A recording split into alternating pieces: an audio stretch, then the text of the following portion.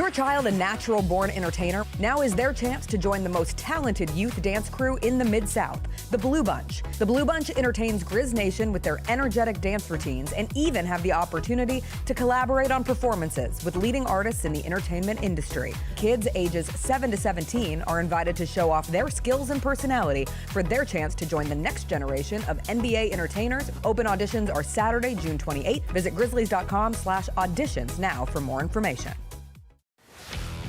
Let's face it, there's a lot of trash talk in basketball, but the great teams let their performance do the talking. Like Ford F-150 with Pro Power on board, a class-exclusive industry-first feature that turns your truck into a mobile generator and leaves the competition speechless. Ford F-150, official truck of the Grizzlies. Greatness starts here at your Mid-South Ford dealer. Class is full-size pickups under 8,500 pounds, GVWR.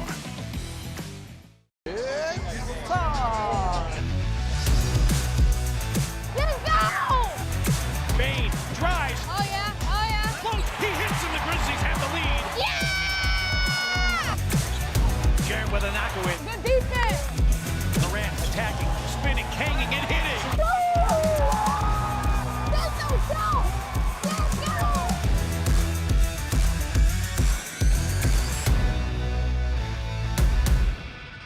Kroger shoppers and Grizz fans, one exclusive last-minute discounted ticket deals takes it straight to you during the Grizzlies 2024-2025 season. Sign up with the new Kroger Buzzer Beater deal. Fans can sign up by texting Grizz to 636-479 or visit your local Kroger store in the Delta Division and scan the QR code. By signing up, you agree to receive recurring automated promotional and personalized marketing text messages from the Memphis Grizzlies. Consent is not a condition of any purchase. Message frequency varies. Message and data rates may apply. Sonic Radio. Welcome back to Sonic RNDIO. That spells radio with me, the CIO. This just in, the new Sonic $1.99 menu lets you build a crave-worthy meal for just $1.99 an item, whether that's a creamy shake, crispy tots, or a quarter-pound double cheeseburger. This just out. Ostriches. They're mean, not very cute, and in my opinion, way too big for a bird. Don't miss the Sonic Fun 99 menu. 5 items, always $1.99. Live free, eat Sonic. Tax not included. See menu for details. Are you ready? Creed. By overwhelming demand, the Summer of '99 tour returns. July 27th, FedEx Forum. With very special guest, Daughtry. And Mammoth. Tickets on sale now at livenation.com. Don't miss Creed with Daughtry and Mammoth. The Summer of '99 tour. The First Ladies of FedEx Forum, the Grizz Girls, are known across the NBA for setting the standard for professional dance and entertainment, and they are looking for dancers to join their team for the 2025-2026 season. With the chance to gain professional dance experience and connect with the Memphis community, auditioning for the Grizz Girls is an opportunity you do not want to miss. Come show up at Open Call Auditions Saturday, July 26th at the Memphis Sports and Events Center. Visit grizzlies.com/auditions now for more information. 1, 2, 3.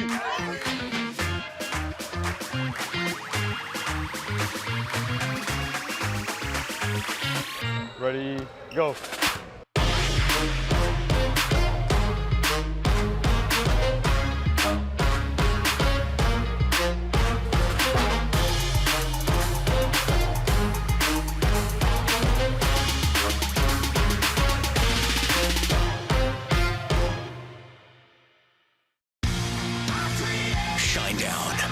Dance Kid Dance Tour. Live in Memphis. FedEx Forum Saturday, August 30th. With special guests, Bush and Morgan Wade. Get tickets now at livenation.com. Shinedown, live in concert. For more, visit shinedown.com. The Tigers are going to play in November in the Bahamas, the Baha Mar tournament, and the other teams expected to be there. Purdue, Wake Forest, and possibly Texas Tech. So Texas Tech's going to be good. Purdue's going to be good. If you don't have a roster that puts you in that same conversation, it could be a tough trip to the Bahamas. Yep. The Gary Parrish Show, live on weekdays at 10 a.m. on YouTube at Grind City Media and the official Grind City Media app. Live from downtown Memphis, this is the Chris Vernon Show on YouTube at Grind City Media and the official Grind City Media app. Now, here's your host, Chris Vernon.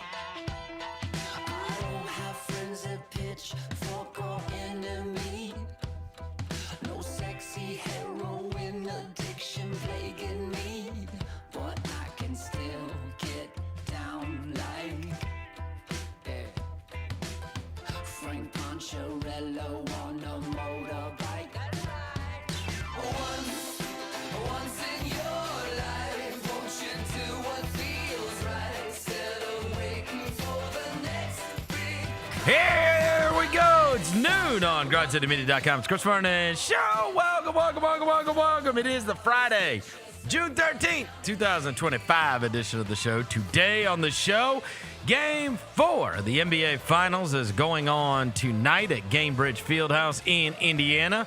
We will get to that. Gary Parrish from the Gary Parrish Show is going to join us in studio. Braden Thornberry, the PGA Tour Pro, our favorite one. He's going to stop by as the U.S. Open is in full swing at Oakmont in Pittsburgh. We'll get to all the news and notes today. It's Friday. The sun's out. Smile. Let's do it. Turn it up.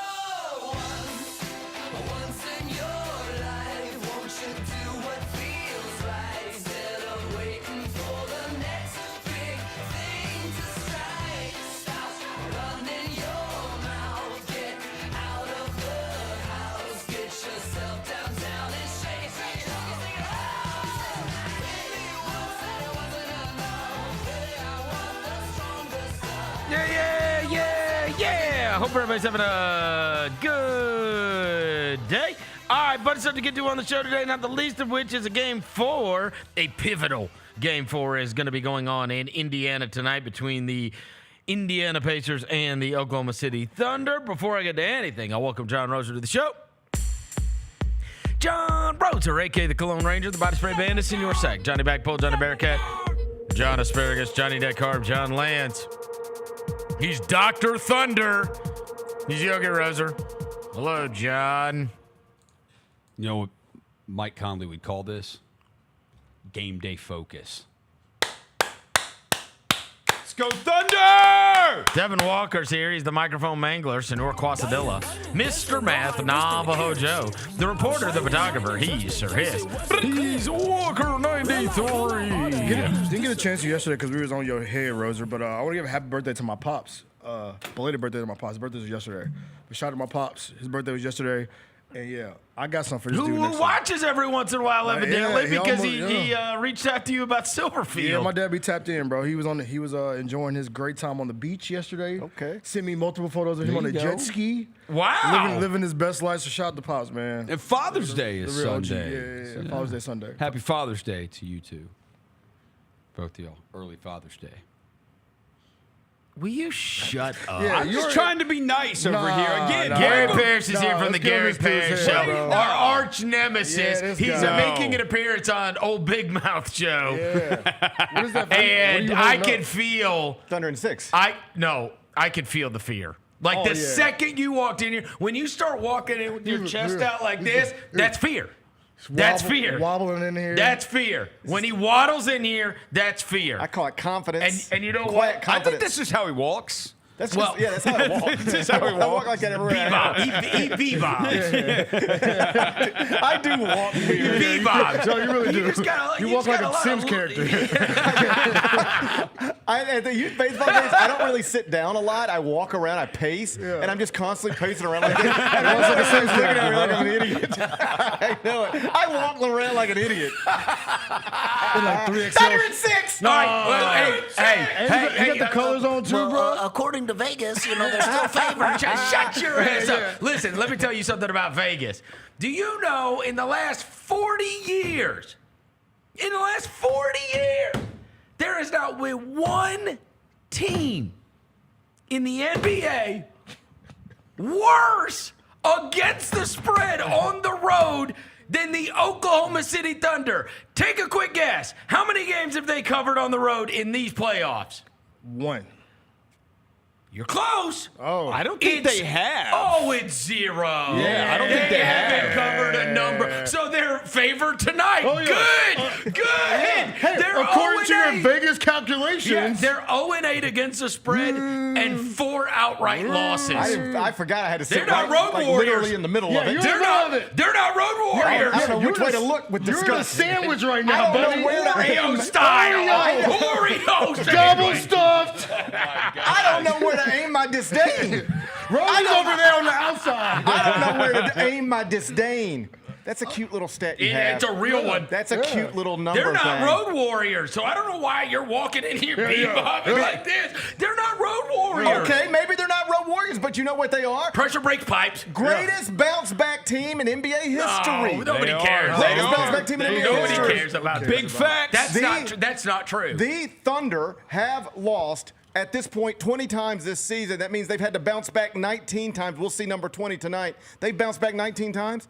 They are 17-2 in bounce back games. Well, hell, they've only lost like 15 times. Greatest bounce back team in NBA history will be on your television tonight, Big 7:30 Sean, ABC. Last night I took an L, but tonight I bounced back. And you got that Lord. weak ass orange and blue on, bro. Like you just this is terrible. The greatest basketball team in the world and the greatest baseball team in the world both share colors. Oh, for goodness sake. They share colors. gas station uniforms they Gas wear. station. Get out of here, bro. Gas station. Juan Soto's miserable. You take that back. Juan Soto's amazing. Juan Soto regrets his decision every day. I'm still a Yankee. I've got all this money. He's like, might as well be Justin Bieber. I've got all this money, but I'm not happy. He did say, I did have Aaron Judge hitting behind me. Like, why did I leave that? And I didn't get to move places either. I just went across a street. Yeah. Juan Soto's Right? happy. He's happy. He's miserable. I've seen the memes. Yeah. And guess what? He hates it. Aaron Judge is still awesome. Yeah. And Juan Soto not. He is amazing. Aaron Judge. Still awesome. You're judging Juan Soto on his own lofty standards. Judge him as a normal baseball player. Okay, He's we'll amazing. We'll do that. We won't judge him on the guy that got a quarter or $750 million. Exactly. Come on, bro.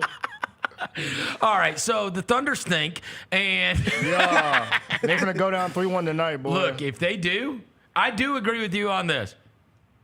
This will decide the series. Yes. I do believe that. In all honesty, I do think if the Pacers are going to win, I do think they need to win this tonight and just take control of the series and now put themselves in a place where they would have to lose 3 in a row in order to lose it. I think that it's very similar to the way I felt about the Denver series.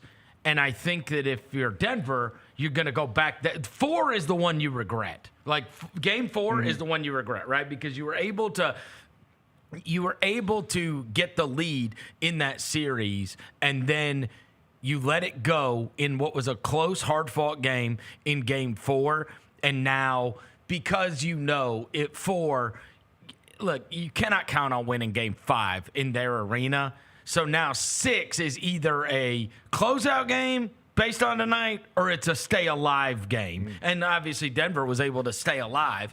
And then, honestly, we're probably watching them if Aaron Gordon doesn't get hurt, but that's a whole nother deal. All right. But you're leaving a lot of stuff to chance if you are then messing around. So I do think, interestingly enough, the bounce back thing that you mentioned, in all seriousness, these teams are.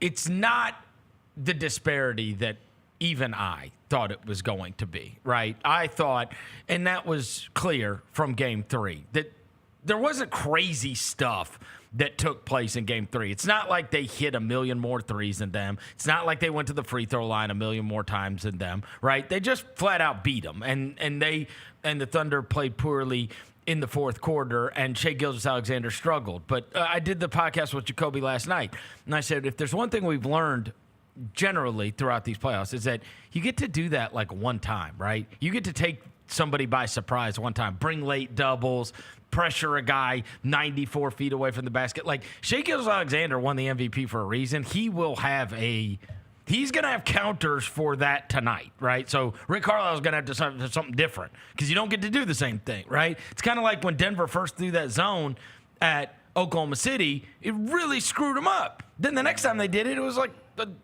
dunk lines. They knew exactly what to do when that hits. And so when those doubles inevitably come on Gilgeous-Alexander, they're going to have a much better idea of what they want to do when this happens and making quick decisions. And so I would expect that they'll be able to bounce back and play much better than they did in the last game. And to wit, I couldn't believe this when I was reading John Schumann's film breakdown getting ready for last night's show. But game two of the series was Indiana's worst defensive performance of the entire postseason. They gave up 123 points on 97 possessions. And then you saw, they won with defense in the last game, right? And it was all kinds of stuff that they had not necessarily done. They're like, okay, here's what we're going to do to try to make life hell on Gilgeous-Alexander, and here's what we're going to do when they screen this, and here's what they're like. It wasn't really offense that won them that. And so in the same way that Indiana, the team that loses always makes the more profound adjustments. They're going to say, here's why we lost. This isn't happening again, right? And so that's the part of the ebb and flow of the series that it's like, all right, this is where Indiana better take care of business tonight and use that crowd and use that bench and use all that stuff that comes along with it. Because if it does get tied up 2-2, now you've surrendered home court advantage to a team that you cannot count on beating there. You can't. Up to this point, Oklahoma City's been favored in this series the entire time. Whole time. That will change tomorrow. That will change tonight if they don't win tonight. Do you think – I thought it was crazy. So one of the other things I did is I went back and I watched all the press conferences from yesterday after that game, and Carlisle just keeps on going, being effusive in praise about Oklahoma City and how great they are and how hard it is and how locked in the team has to be, whatever.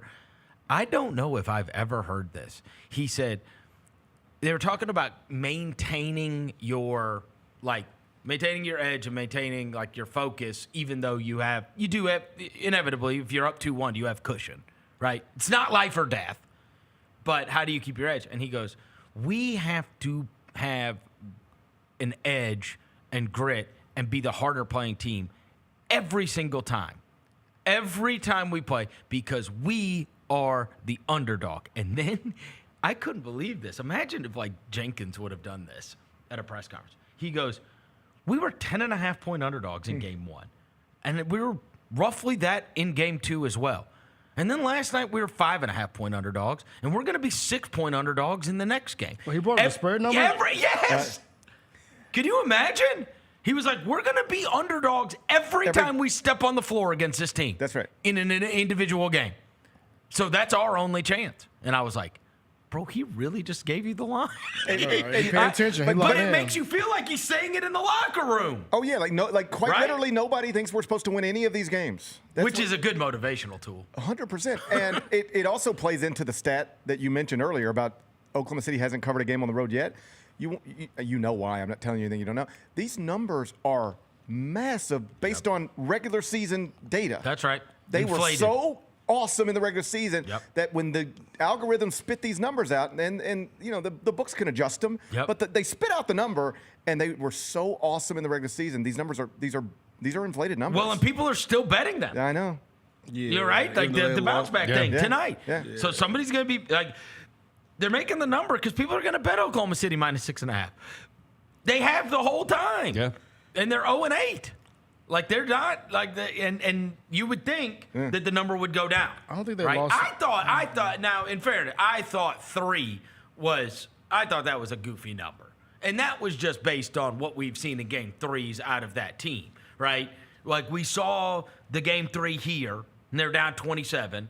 We saw the game 3 in Minnesota. They're down or Denver, and they got beat up. Saw the game 3 in Minnesota. They got beat by 1,000 in that game, and it's I don't know why. I don't know what it is, but I mean, whether they've been up 2-0 or whether it's been 1-1, they have not been. And also the first home game of any series is lit. Oh, it's cranked up, bro. Lit. You got Terry Crews singing the song with the Terry chicks. Crews. Well, you they see that got video? Edger and James in there. Nobody's seen Edger and James in 20 years. You didn't see Terry Crews singing that song with Premium Milk? No. I saw the video yesterday. Oh, I saw it, yeah. The two white chicks. Why do you have to That's call them premium milk? That's I what they mean, were. come on. What? Yeah, that's come on. That is so out of bounds. I don't think it's out of bounds. Just because directly in bounds. they're pretty white girls with Terry Crews. Yes, we know Terry Crews' story. Yeah. But yeah, I saw a thing today. They said both teams are undefeated in Game 4s. Pacers and Thunder. Yeah. Interesting. In this playoffs. Both Well, teams something has to give. Something has to give. Then that Something means- does have to then that give. means Yeah. something- It's a pivotal Game I will 4. say, everything they did in the regular season, even as Thunder up, everything they did in the regular season creates these big numbers. Mm-hmm. As you're watching these games, it does not feel like there's this big of a difference between these teams. Well, honestly, and if I were an Oklahoma City fan like you and Roser, I would be a little worried about what happened in Game 3 because I would have said, this is me as a fan. What I would say is, bro, 1 was a miracle. Like that's never happening. Right. That was crazy. That's not happening anymore. And then 2, we got back to, like, that's what this should be, right? Got back to that. And then 3, I'd be like, what the hell just happened? Because 3 wasn't. Because they didn't make a bunch of threes. They just played them the whole Beat them game. by Yes. double digits, bro. And They were in my single guys digits are, the whole game. Both teams. They and never my got guys, to doubles. and my guys are holding on to their shorts the last 5 minutes of the game. That's the other thing. Exhausted. That's the thing for me to watch tonight. Like, what do you do to get these guys off SGA? Because they wore him out. Can't do nothing, bro. It's TJ can't do- McConnell, yeah, bro. It's TJ But McConnell. it's only TJ McConnell for 15 minutes. But then it's Ben Shepherd, bro. But that's the Then problem. it's everybody. It's a new dude every 4 or 5 minutes. And Well, they're like, got you just, whole- in all seriousness, not to get all basketball Tim Legler, but like, do you have to go set screens like Yes. deep and just get him freed up? I mean, that's what they do. And get the ball out of his hands. That's what they do for Tyrese Halliburton. That's why he was so able to kind of create because they were getting the ball out of his They hands. had to figure out, How to and, get Dort off of and him. then that was an adjustment that Indiana had to make, which was how are we turning this? Because what we can't let happen is the John Morant standing in the corner, Anthony Edwards standing in the corner, and just saying, okay, we're the gravity, and you guys play it out because I'm locked down. Yeah. Like, that can't be. Yeah. That can't happen. Or else you see the way the profound effect it has on these teams. I think. But then you have to get the ball out of his hands and then figure out how to get it back in his hands. Well, because he's the offense. Here's the other thing. Right, and then all of a sudden you're playing the way you don't play. Well, I will say, many years ago, and I referenced this last night, many years ago, Russillo did this entire podcast on usage rate and having a heliocentric team, right? And this was about, I think at the time it was in reference to Harden, but he had mentioned Westbrook before, and he had mentioned Luka Doncic, obviously, in Dallas, whatever. And he went back and looked, and anybody that had these usage rates that was like over 30, right? So you're responsible. That most of them failed earlier than expected in the playoffs, but none of them were able to win the title. And obviously, this went back all the way to like Iverson, right? And it's like, and the idea was basically when one guy is so responsible for what takes place with your team, that eventually it catches up. Eventually, somebody figures out how to make that. But honestly, that was the first time because what did he have? He had 30 and 10 straight before the other night. So that was just falling on its face, That right? was the Like they were the team that can have the, like Kobe was kind of like the last one that could be, all right, it all is like I'm the guy, I'm taking the shots, I'm directing the offense. This is, the team's going to go as I go. But really since then, it has been, it has worked to very poor results playoff-wise. But this guy had, I mean, he delivered 10 straight games with 30-plus. It doesn't matter. Like, that's what it only matters if that guy struggles. And the first time the first time he struggled was also what appeared to be the first time he got tired. Yes. He looked like he was tired. Winded. And because of Nembhard and Aaron Naismith, so I got a stat I just found. SGA shot 5 for 17 when guarded by Andrew Nembhard and Aaron Naismith. Versus Nembhard, he was 3 for 9. Versus Naismith, 2 for 8. He only converted 29.4% of his looks when guarded by those two dudes. So those are dudes that are really chasing around. There was one. Wouldn't you bet he'll be awesome He's tonight, gonna lock in. though? There's one I mean, they're play. gonna. That's the job. They're a great team. Dagnall's a great coach, as you mentioned. They're a bounce back team. I think that I would be surprised Gilgeous-Alexander is not awesome tonight. If he's what he's supposed to be, yeah, he'll be awesome tonight. He'll be good, but I think they're going to make it tough for him, though. I think it's still going to be a lot of just like, we picking you up 94. I saw Dyson Daniels talking about it. He got interviewed, and they were saying, like, yo, do you know how hard it is in the NBA to pick somebody up 94 feet every play? He was like, he's the only dude that does it. Like, it takes energy out of you. Like, because guys aren't used to this. You get the ball in bounds, and you see a person right there every time. I saw last night, they do it. They apply pressure on the ball handler earlier than any team, more than any team. Do you know who was second? Interestingly enough, it was Orlando, who is another. It was a great defensive team. Great defensive team. There's a highlight. The whole idea play the is highlight. Here's the issue. Speed though. him up. It's McConnell. You get the ball in bounds. McConnell's on you. All right. But he's on you for 3 or 4 minutes, and then somebody else is on you. Yep. And at the end of it, McConnell's played 15 minutes of in-your-face, running around nonstop. Yep. And the issue for Shea is he's got to play 42. Shit. He got to play 42 minutes. Yeah. But that was really good. Actually, play that clip again, back again. Cause Watch the late off. doubles. But here's what I'm telling you. Yeah. These late doubles that are coming later in the right. So they let him get to. He tried to push off. Look, watch. Now here comes this double. Yep, that's one. All right, now Get watch. It back. But it's a different double here. Now it's going to be Obi, right? From the top. So now he's coming over. He don't know where he's coming from. Come from the top. Look. Okay, but here's what I'm telling you, Dev. Chet was wide open. Here's what I'm going to tell you. He said Chet's wide open. They're going to watch that tape, and he's going to make a quick decision. That's right. We're going to find out how good of a passer he is, He's going to know how to beat that double. If you're bringing the double, he's going to make you pay for that. He's too good. We're gonna find out. That's the way it goes. And he's also too smart, like basketball IQ stuff. Like, you don't think he's got that film? Hold on, no. He's like, the next time this happens, this is exactly what I'm doing, and you're roasted. I think if you look at it, like if you look at SGA's game, like weaknesses wise, I think his weakness is maybe passing. Maybe. Like he's not a big passer, bro. That's right. He's more of like a lot of Kobe. Got a lot of Kobe in him. Where I'm gonna get this fade, I'm gonna get to my fade. But you're gonna make him. That's what I'm saying. He's watching that film. Yeah. And as soon as that double comes, he didn't know what he was doing. Yeah. You know what I mean? He didn't know. He'll know the quick decision. That's right. To make. We're gonna find out how good of a passer he is. He'll have a counter, bro. He's too good. Hey. There were in Game 3 66 possessions where someone other than SGA initiated the offense for Oklahoma City. It was the most in any game during the regular season or the playoffs for the Thunder this year. They're bothering. They just decided you're not. They decided you're not bringing the ball up the court, and if you do bring the ball up the court, we're picking you up farther. They averaged it was 68 feet from the basket is where they averaged. They picked him up in Game 3 when he did bring the ball up the court. But these are all things that the Thunder know bothered them. Yeah. Therefore, you create counters for them. Yes. But that's just like, can they handle it though? Like that's the thing. Like you are so used to SGA doing everything. Like if it's not SGA, you got Jaylon Williams bringing the ball up. Like they don't look that like. Of course they can't handle it. They're fetuses, and they are fetuses. And they haven't taken their scars yet. They have not been. They have not been able to handle it. They see Reggie Miller on the sideline going crazy. It's like you get a little shook. I can't let him have They see Reggie Miller with that tucked-in jersey, and they get shook, GP. Chet's got to get some creatine, bro. Yeah, bro. He's got to get some creatine. Tomato chest. Tomato chest. You better strap get up, Get it in the stanchion. Yeah. Get in the stanchion, Chet. Little boy. Come on, string bean. String bean. Size small.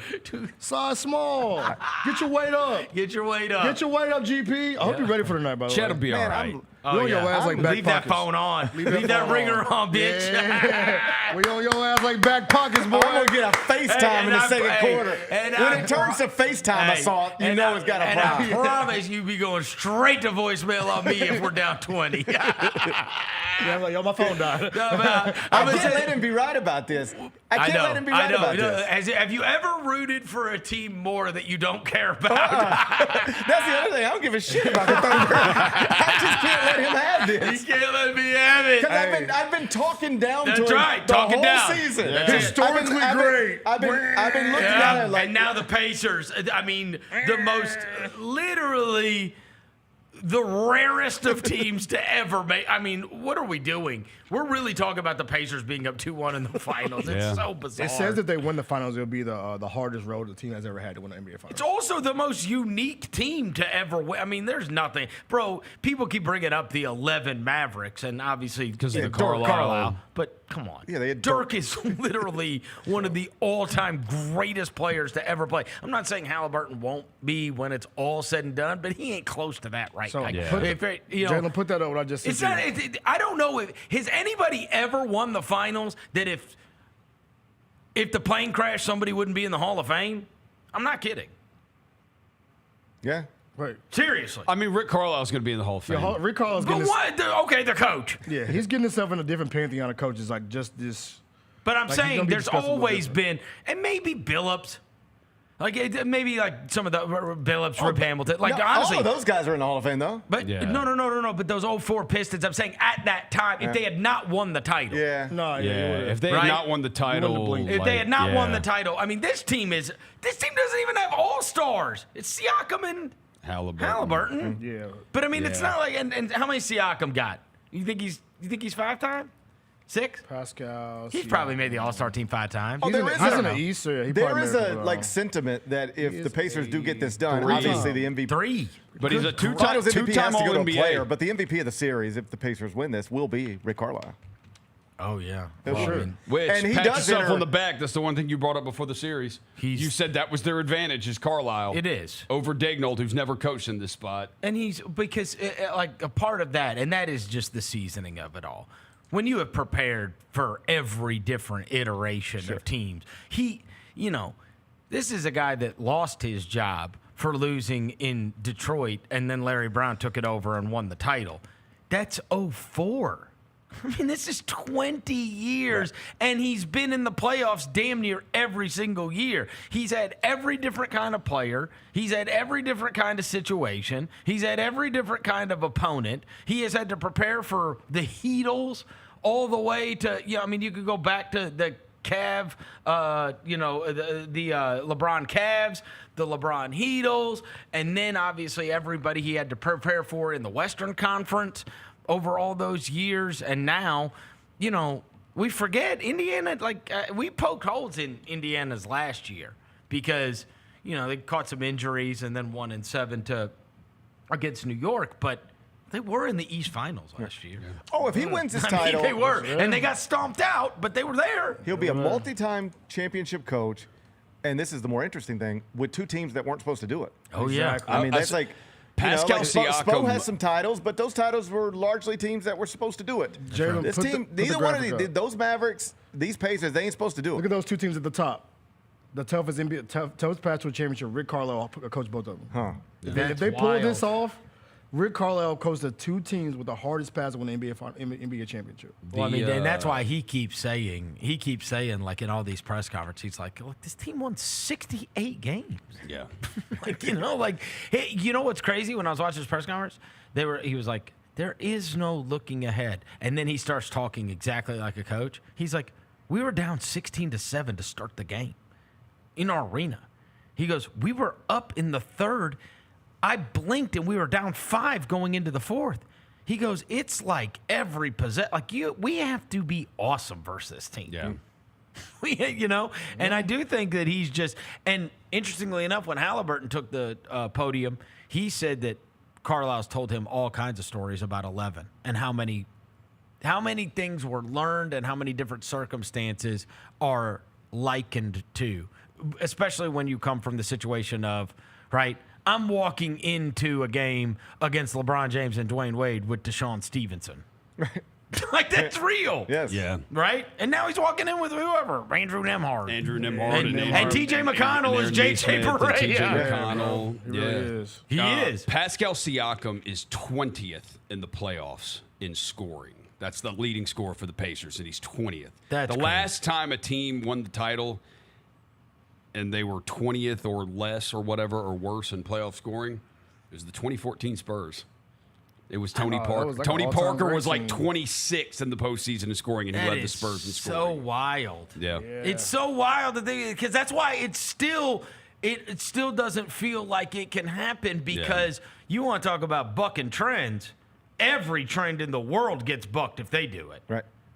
And it also doesn't it let's just take a moment and say, if the Pacers could pull this off, it would change the way we think about like all manner of things NBA related.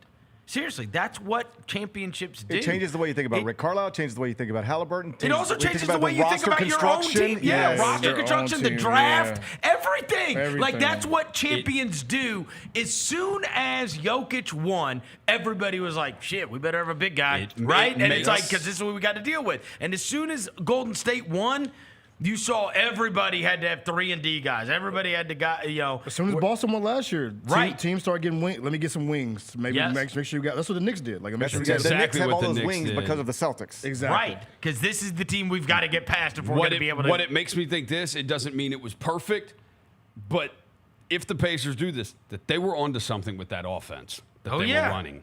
Now, they needed to incorporate more screens in it, but the fact that there's not one dominant usage player, that this ball just gets spread around and everything's based on finding space. Also, we're back to the 5-out thing. Yeah. But they do run a lot of screens, though. Yeah. No, that's what I'm saying. Like, they needed to incorporate more screens into it, but they were on to something with, it's just you're chasing open space. But the Pacers also don't have Ja Morant. Exactly. No.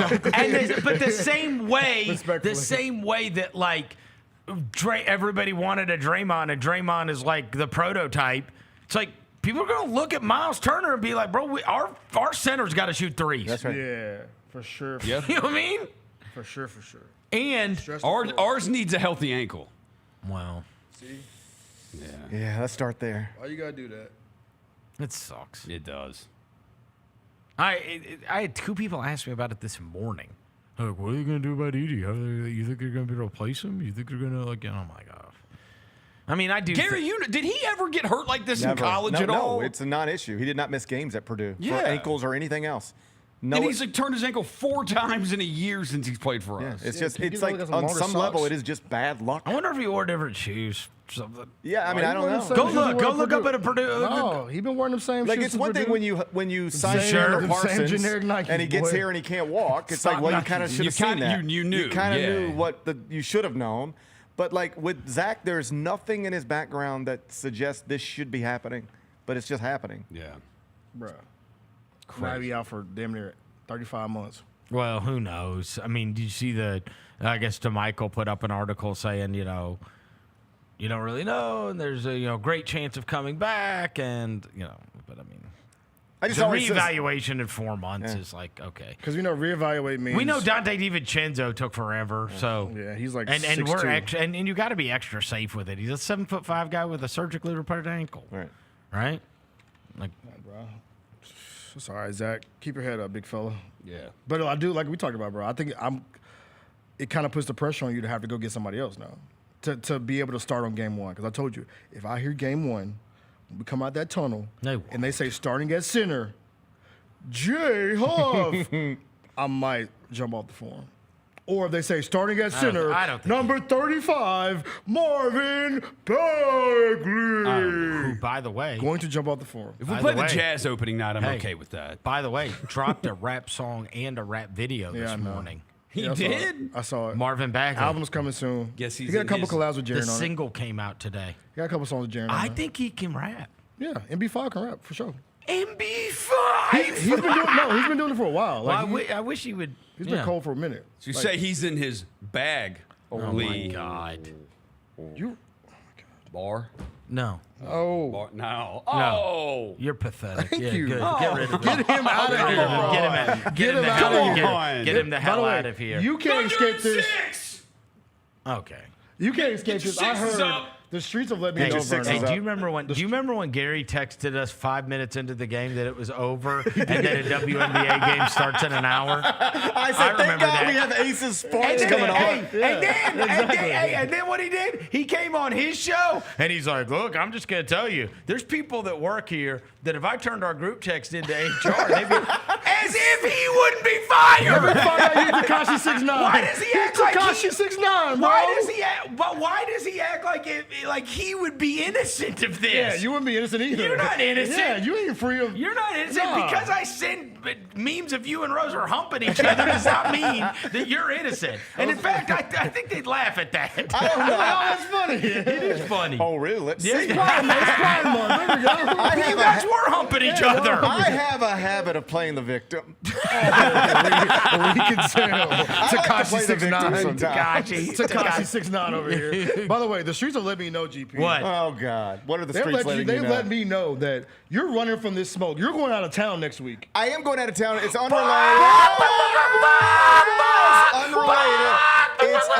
It's unrelated. Oh, you go to Oklahoma City for the funeral. I will be celebrating Thunder in 6. Oh, boo. You're not even going to be here? I'm going to watch the best team in baseball. Oh, my God. We're going to watch the best team in baseball. Oh, God. It's baseball season. Running from that smoke. It's baseball season. Who cares about basketball anymore? Oh, this guy. It's baseball season. This man. You're really going to where? We're going to Chattanooga to visit Aiden. Aiden lives in Chattanooga now. And then we are going to Atlanta to see the Mets and Braves. Oh, you're going to Atlanta? Yeah. Have you been there since I haven't been in the new field. I've been to Atlanta many times since, not to a game. They got like a ballpark village situation. It's apparently awesome. It is amazing, bro. Oh, you've been? Yes. Is it like in Buckhead or something now? Or is it it's like in some suburb? It's kind of out the County. way. Yeah, it's kind of out the way. It's not in downtown Atlanta anymore. It's legit, though, bro. It would be the equivalent of taking AutoZone Park and moving it to Collierville. That's what they did. Okay. But that joint's nice, though. Got like shops, like mall shops. Yeah, we're staying right there. We're staying in the place. Bro, elite, bro. You've been to it? Yeah, I've been to it. We got a big park out there. Yeah. What do they call it? It's not Turner Field. It used to be SunTrust Park. What's it called? Truist. It used to be SunTrust Bank, and then SunTrust Bank became Truist. Yeah. So you go for the whole week? Yeah. Fly away, Gary.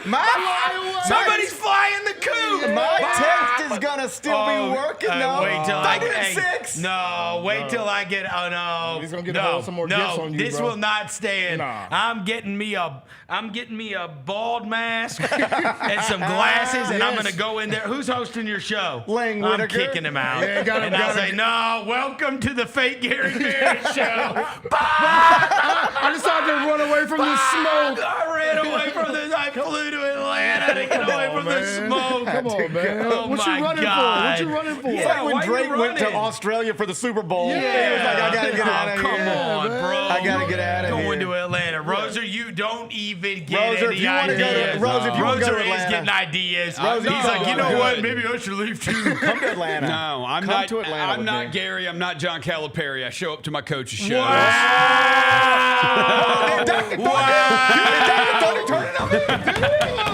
This is what we wanted. This is what we wanted. You're leaving me here by myself. Don't let them divide us. Don't let them divide us. Devin, we're like Bobby the Brain Heenan when he told Hulk, he told Andre, Hulk's not giving you your chance. Hulk's keeping you down, right? We're dividing them. That's what I tell you. Divide and conquer. That's what I've been telling Roser for years about you, that you're not giving him his chance, that you're holding him down. I say that about you. You're the one holding Roser down for decades. Got him trapped in his little producer's box over there for decades. Yeah, he feels Who's really holding you down? See? Oh, shut up. He gets paid more money than John Martin and Jason Smith combined. I could have had you. I could have had you a show at 92.9. Yeah, I bet you could. Hell no. Oh, when you taking the Jeffrey Wright show? I could have had you a show. John Roser and company. Yeah. But then Vernon comes in. We're Game Coon fans. We're Game Coon fans. Game Coon. Roser, I could have had you your own show.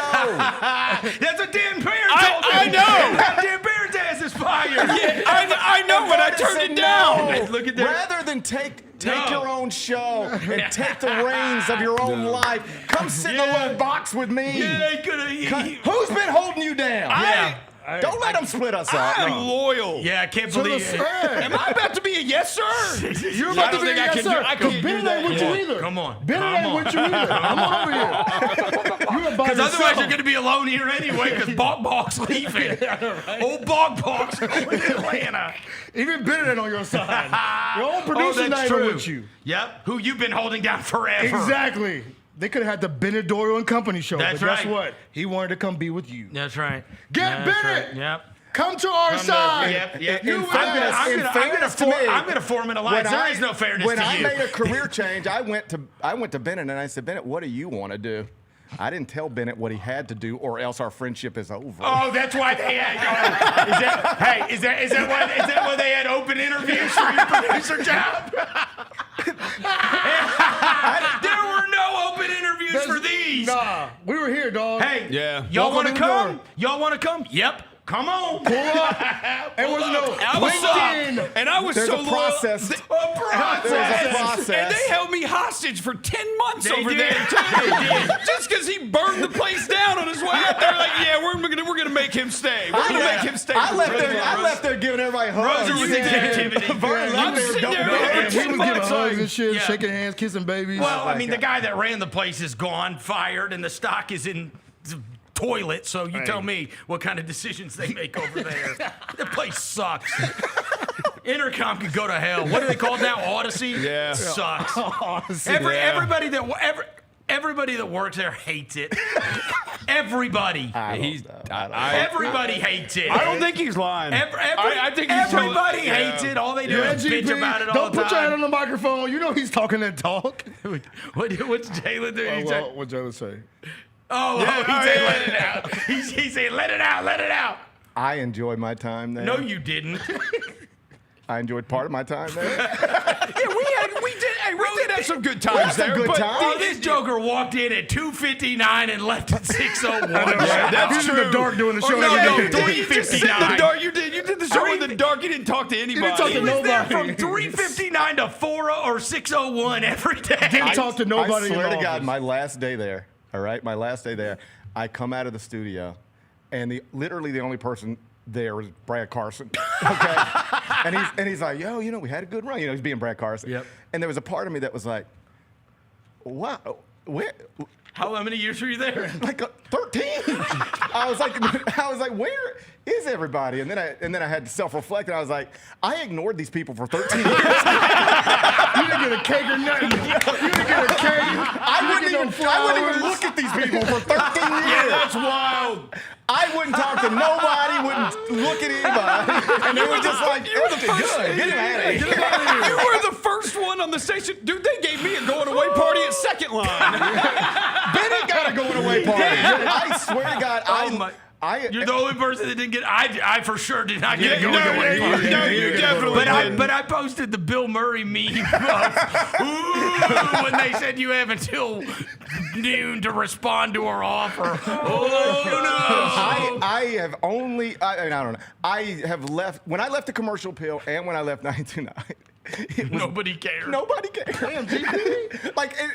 No, I don't think nobody cared. They both did everything they could to try to keep me. They wanted to continue to employ me. But when I left, there were no balloons. You had no friends. I have no friends. But the reason is because I just keep to myself. Yeah. You got to speak to people. No. It doesn't make. You're not a jerk. You're not. I don't think Gary is. I get this. He's for sure a jerk. No, it's just like I don't take the time to do the things normal people do. Like, how's your weekend?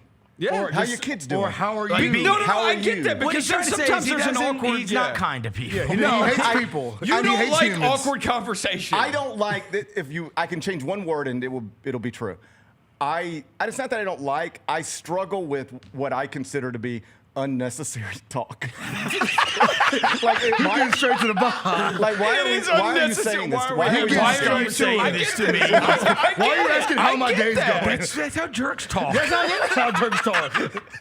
Why are you saying? Because I'm being kind. It may not be normal, but I'm a normal human being. That's why I'm talking to you. I understand. What do you mean? I understand that. Shut up. No, I shouldn't. That's why you guys are Thunder fans. Load of wussies. No. Give me a break. Go back to Odyssey. I know, right? No. Please no. He said, please no. Prison. Go Pacers. Go Pacers. There we go.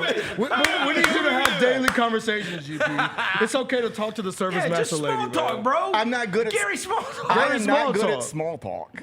So it means back in the day when you was like in the streets, you'd be like, forget all the talking. We get straight to I'm it. good at everybody look at me and let me tell you a story. That's what I'm good at. Yeah. But when it's somebody, it's called selfishness. but when narcissism. But when you start talking, immediately I start going, why are we doing this? What's the point?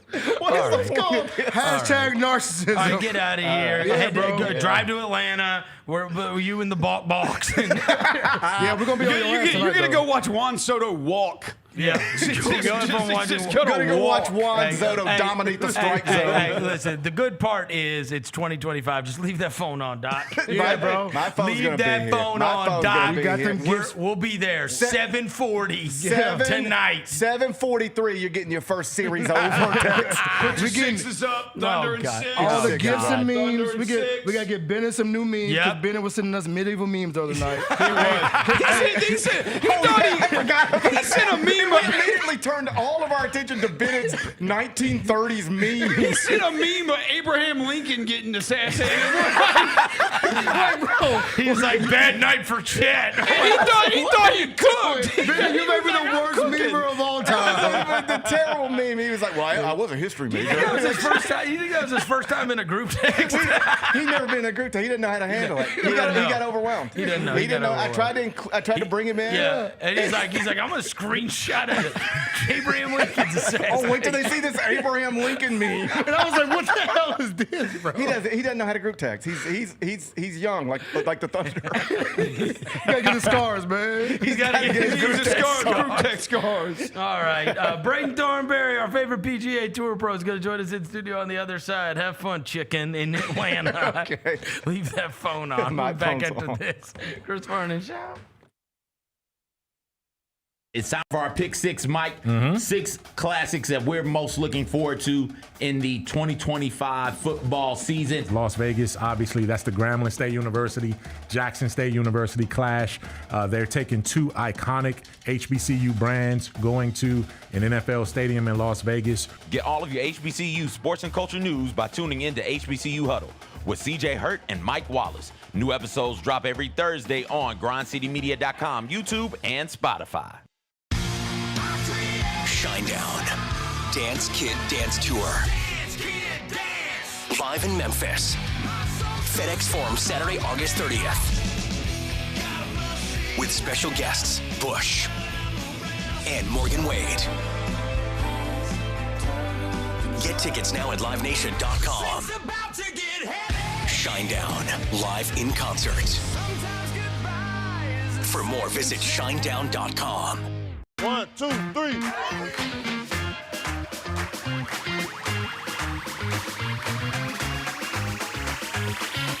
Ready, go.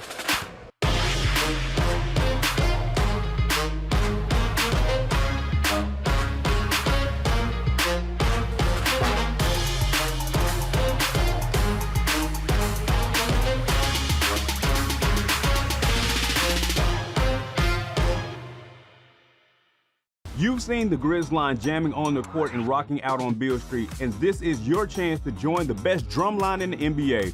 Grizz line entertains Grizz Nation at home games and events in the Mid-South through their impressive techniques and energetic shows. If you have experience in drumming and marching and love entertaining, Grizz line is the perfect opportunity for you to combine percussion and performance. Open auditions are Saturday, August 9th at FedEx Forum. Sign up today by visiting grizzlies.com/auditions. Creed. By overwhelming demand, the Summer of '99 tour returns. July 27th, FedEx Forum. With very special guest, Daughtry. And Mammoth. Tickets on sale now at livenation.com. Don't miss Creed with Daughtry and Mammoth. The Summer of '99 tour. Murray State is going to the College World Series. It's easy for me to pick a team because 1, I love an underdog. 2, I hate UCLA, and I see that opening round matchup. And 3, we are connected to the school's most famous alumni. Ja Morant of Murray State. Tune in to the Jessica Benson Show with CJ Hurt live every weekday at 8 a.m. on YouTube at Grind City Media and the official Grind City Media app. Kroger shoppers and Grizz fans, one exclusive last-minute discounted ticket deals texted straight to you during the Grizzlies 2024-2025 season. Sign up with the new Kroger Buzzer Beater deal. Fans can sign up by texting Grizz to 636-479 or visit your local Kroger store in the Delta Division and scan the QR code. By signing up, you agree to receive recurring automated promotional and personalized marketing text messages from the Memphis Grizzlies. Consent is not a condition of any purchase. Message frequency varies. Message and data rates may apply.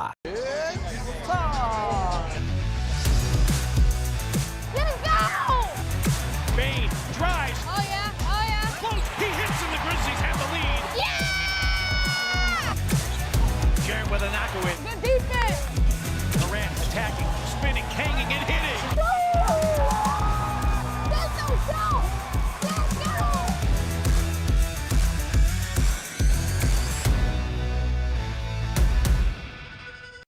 The Grizzlies, grannies, and grandpas have the right moves and are currently looking for new members to join their team for the upcoming season. These soulful seniors are a fan favorite group throughout Grizz Nation. You do not have to be a grandparent, but you must be at least 50 years old with personality, rhythm, and passion for performing. If that sounds like you, then we want to see you on Sunday, June 29th. Visit grizzlies.com/auditions for more information. Have you always dreamed of entertaining on the biggest stage in Memphis? The Claw Crew is looking for members to join their team for the 2025-2026 season. Claw Crew members are hardworking, high-energy entertainers who assist Grizzlies home games by hyping up the crowd and much more. Not only do they support the Grizzlies at home games, but also promote in Memphis and across the Mid-South. Open auditions are Saturday, August 9th at FedEx Forum. Visit grizzlies.com/auditions for more information and to register today. Welcome back to the Chris Vernon Show on YouTube at Grind City Media and the official Grind City Media app. Now, back to your host, Chris Vernon. Just be cool. Throwing dead presidents. Look alive. Party is the evidence. It's a vibe. Celebrating excellence. We survive. Two-seater snapping, girl. I'm happy it's just you and I. Throwing dead presidents. Look alive. Party is the evidence. It's a vibe. Celebrating excellence. We survive. Two-seater snapping, girl. I'm happy it's just you and I. Yeah. Just be cool. Just be cool. Just be cool. Just be cool.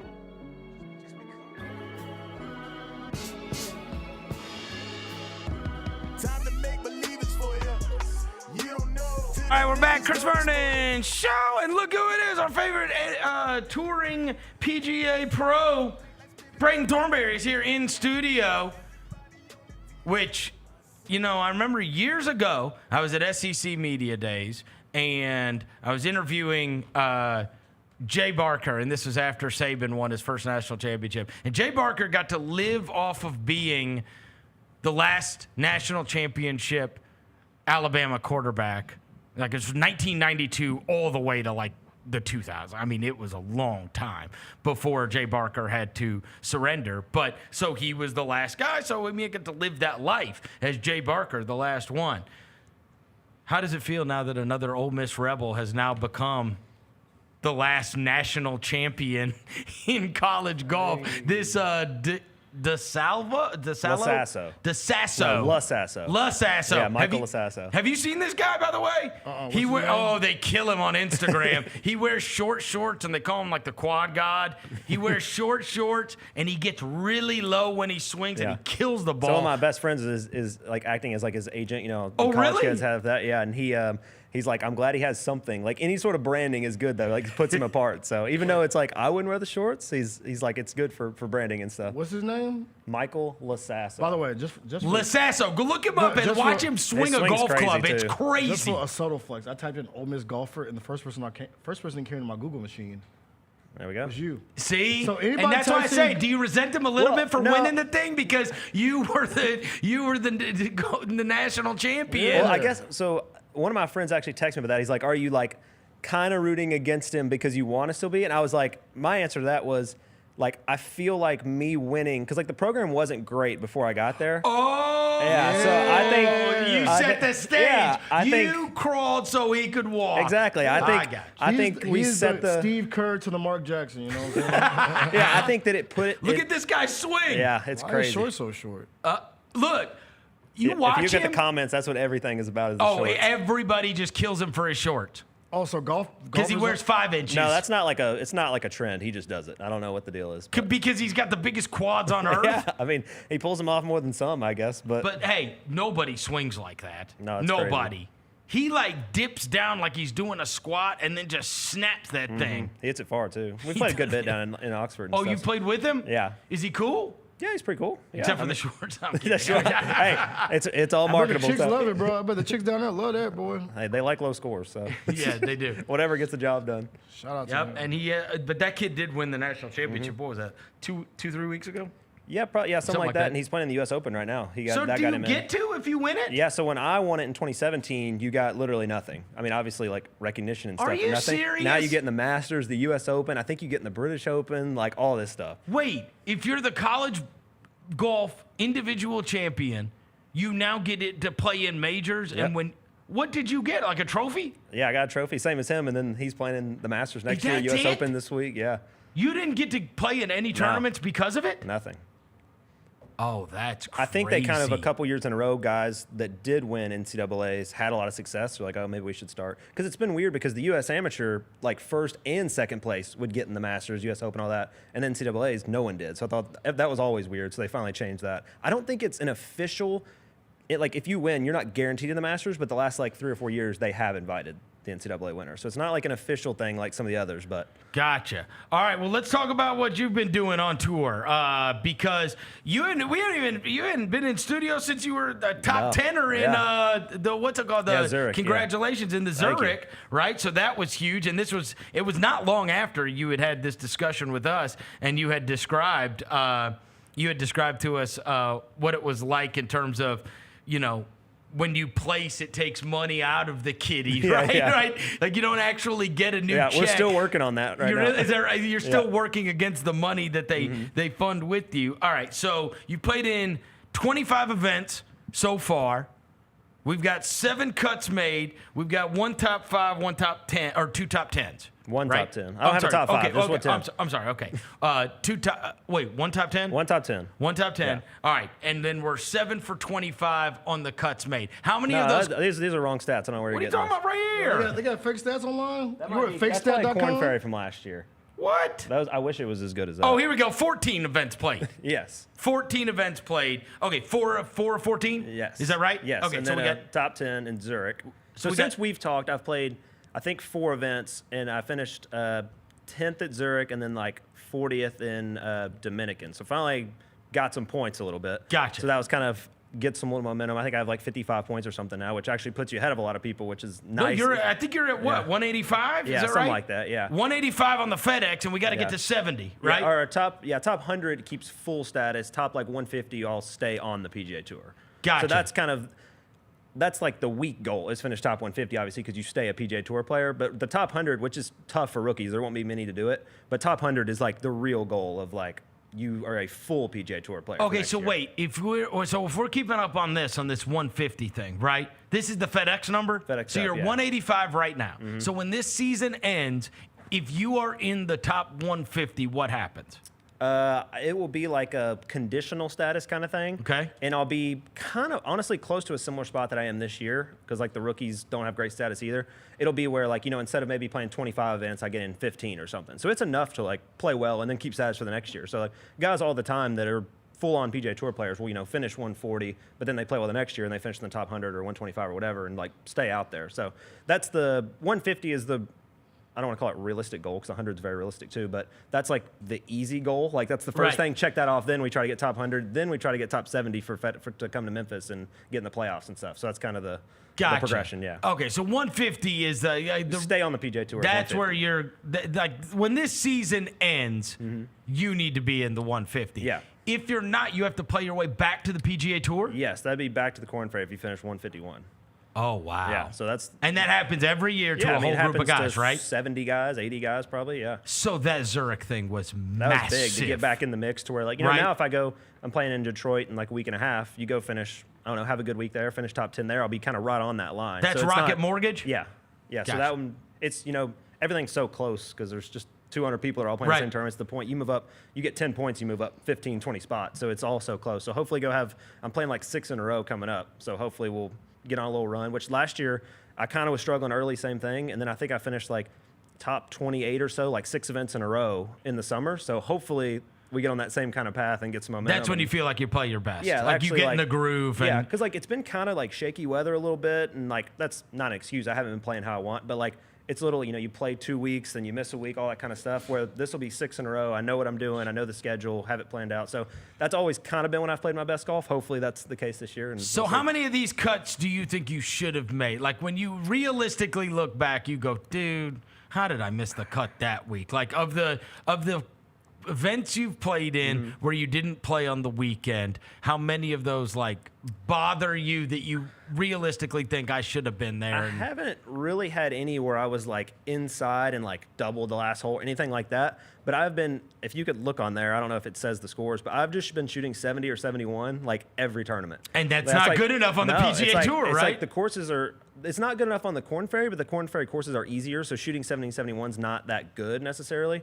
But like these courses are hard. Like there's 7,400 yards, rough both sides that you can barely get to the green. Like this last week in Canada, I mean, it was a hard golf course. And like we went out there, it was raining the first day, like 58 degrees, all that. And somebody just shoots 9. And you're like, it's just good golf. Like it's just like, there's no other way to put it other than that. Like I shot one over the first day and like really didn't play that bad, honestly. I was kind of middle of the pack. Like it wasn't like I was getting lapped or anything, but it just kind of shows like people are really good and you really have to play really well to beat people. Like it's the best people in the world. So it's just, you have to go do it. Is there any of these that you have played in where you looked at the score and you're like, what the hell?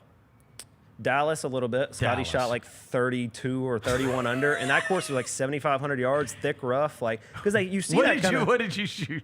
I missed a cut. I was like 3 under or something for 2 days. Like played fine. Kind of was saying I shot 70-71 or 70-70. But it's a ridiculous thing for the guy. Yeah, to it's just. I mean, he won by like 8, so like it's obviously an outlier. But like these golf courses, if you had a normal person play them like that from those tees, those conditions, everything, like they'd be like, man, this place is tough. And Scotty just goes shoot 63, 66, 62. Like it's just well, and that's golf. where he grew up on that course too. There were like some extenuating circumstances and whatever else. That was some good golf though. Yeah, unbelievable. All right, have you played at Oakmont? I've actually played like 13 holes there before it. I played and then it got rained out on like 13. But was it for college? No, I was playing like some tournaments or Monday qualifiers or something my first year as a pro, and they were like driving up through there through like Cleveland and then Pittsburgh, and then I know Bob Ford, who's like you've probably seen him on some of the coverage and stuff like the pregame stuff and all that. Yep. He's the head pro there. I guess that's his position, and he's the head pro at Seminole down in Florida. And I'd met him at Seminole, and I like texted him going through. And I was like, hey, like, he's like, I'll set you up with some members and do it. So that was cool. And I wish I'd have got to play the full 18, but honestly, don't remember that much of it though. It was like 6 years ago. It looks miserable. That day, I mean, getting it out of that rough, like when I watched yesterday and I was watching Shane Lowry and Rory McIlroy hit the ball 5 yards, and they are taking the biggest hack they can at it, and it goes like it just dunk, like 5 more yards. Like, I'm like, okay. Anytime like normal thick rough, you can hit like a 9-iron out, hit it 110 yards or something like in Canada, stuff like that. But like this week, it looks like you take a sand wedge and hit as hard as you can, it goes 40 yards. Like that's crazy for those guys, especially a guy like Rory or someone that has a lot of speed and stuff. I don't think I've seen some YouTube videos where people say like, oh, what would a 15 handicap shoot at Oakmont or whatever? But like they're playing it a few weeks before, no pressure, all this kind of stuff, and they're shooting 110 or whatever. I think if you played it in the tournament conditions on Thursday, it would be very, very high. I'd never get the ball out of that. Yeah, stuff. I don't think. Seriously, I'd never get the ball. It's so long. Yeah. If you see a guy like you can hardly. They said they got 90 people spotting balls. Yeah, because you can't see it unless you're straight it's so on top, far under like the weeds. Yeah. It looks really tough. Yeah, I'm not with that. I think it'll be, based on the leaderboard right now, I think it's going to be, if everything stays the same, over par will win for sure. Oh, you do? Yeah, I think so. Right now, what is it still spawn? There's like 7 people under par total. I think it's, Burns. He's playing good today, isn't he? Burns, he was 5 under for the day. That's gonna be. I mean, that's making every putt. Yeah, seriously. It's like that video you showed me of that John Rahm losing his mind. Oh yeah, yeah. That looked like an easy putt. You should do from Mob. They caught him on the mic screaming the F word. I love the live mic stuff. Yeah. Oh, one thing I meant to ask you. So last week, you remember the whole on social media, it went super viral that Max Homa was carrying his own bag, the longest day in golf, and Cam Young, got that spot for the U.S. Open or whatever. And so I was looking through all those qualifiers, and I saw your name. And did you withdraw? Yeah, I didn't play any good the first round, and since I was playing Canada that week and I'd never played the course, most guys, if they're not going to get in through the third, they'll just so you there's no knew. Reason, yeah, there's no reason. I wasn't hurt or anything like that. There's no reason to play 36 holes and then have to play 18 the next day, then the next day, then go into the tournament. Gotcha. So a lot of guys, I didn't play well the first round, and I would have had to shoot 9 under, 10 under or something the second round because I was going to take like 7 or 8 under. And so I was like, I'm just going to go rest, practice, went to register at the course and everything, so I was able to play. So how does that work? Can you explain that to me just from your perspective as a PGA Tour pro when you've not qualified for the U.S. Open and we see that stuff? Obviously, it's open to everybody. Yeah. Everybody can do it, but we do see these PGA Tour pros trying to get into the U.S. Open. If you're a PGA pro, are you paying for that the same way? I think it's cheap. It's like $100 or $200 to try. It's nothing to crazy. Try to qualify. It's something like that.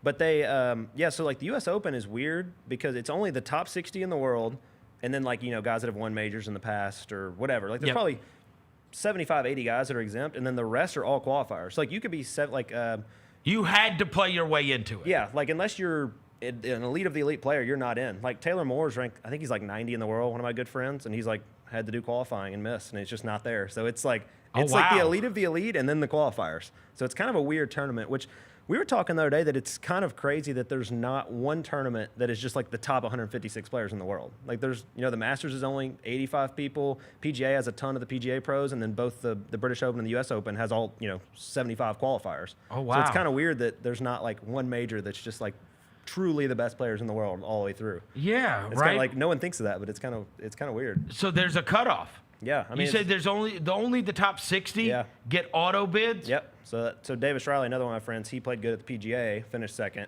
and that got him. He was probably 110 in the world or something. That got him in the top 60, so he was automatically in. But had he not finished second there, if he finished fifth, he's probably not in. So it's crazy how thin the line is there. And then the only way to get in. So if you could describe to us, right? So let's just say the British.